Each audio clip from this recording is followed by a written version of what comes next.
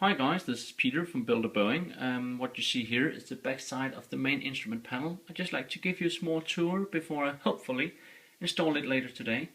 Because once it's installed it might be able to record what I've done. What you have over here is the first officer side, and over here is the captain's side. You're seeing it from the back side, that's why it's reversed. What I've tried to do when I make this cockpit is to find a level between expensive and real. So I somewhat need to do something that's not totally real, but that on the other hand not very expensive.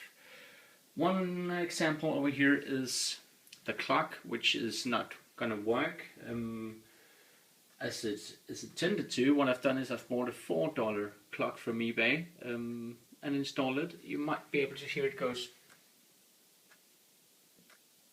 tick, tick. And so this hand that shows the seconds are installed on the other side of the clock, so you actually have a dial that goes around. Apart from that, good advices from my second build of a main instrument panel. Use LED strips here, 12-volt LED strips for backlighting. You can see here one of my outlets, if you can call it that. It says 12 watts. I'm not sure if you're able to see.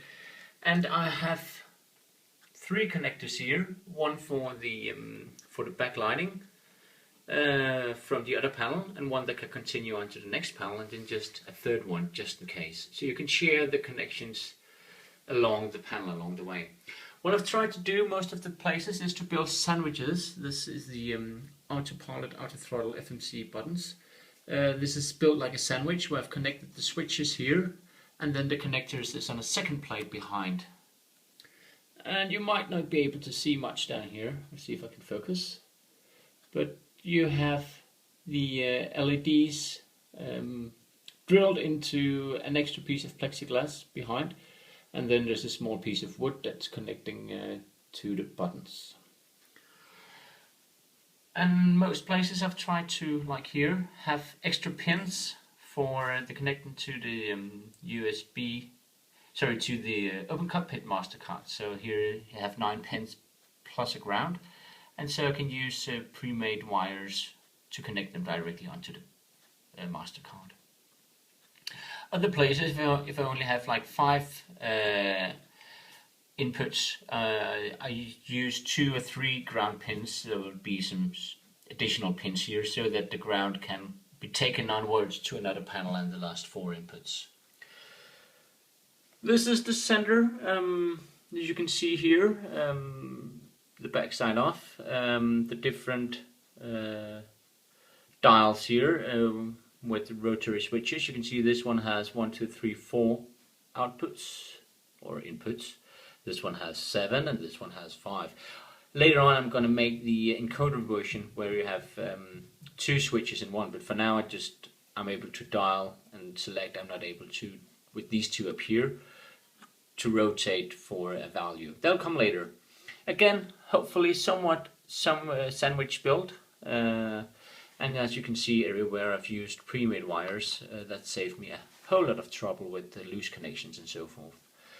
Over here's the yacht amber gauge, and here is the flat selector gauge. I've used on this last one here, you can see this is the brake gauge. High-tech 311 servos. They are much better than what you can buy for $5 on eBay. So save yourself the trouble of imprecise servos and buy those $10, $15 servos instead. Here you can see what I was talking about before. Input switches. These pins here are the ground. So you only have 6, 7 inputs here. So an additional ground here, so you can take those onto other places, and you don't need to have 2 wires in one connection. Output LEDs, again shared grounds, as they share all 36 outputs in one ground. You need to be able to take those onwards other places on the panel. Here the gear lever. I've used some old bicycle tube for cover there. And yesterday I found some out in our, we're about to throw some pictures out, and I found some pieces of glass and I tried to cut them. I succeeded somewhat. In the end, I've ended up with 3 pieces of glass that's actually installed here on the panels, so that I should get that glossy look in front of the screens, hopefully. They just glued on with something called No More Nails. When I did my introduction videos 30 minutes ago, this piece of glass actually came loose. I'm trying to glue it again, not very successful though. But hopefully later today I'll be able to install the panel on the main instrument plate. I'll just show you here. Whoops. See if we can focus there. The flaps lever. There are a lot of gears here. Actually, there's only 2 gears connecting, and I can show you here on the brake gauge as well. There's only those 2 gears here that's actually interacting. This one is just acting as a spacer so that this rod axle doesn't move back and forth. That's the main instrument panel. I need to install it later today and then get the last couple of wires, like here, connected onto the master card.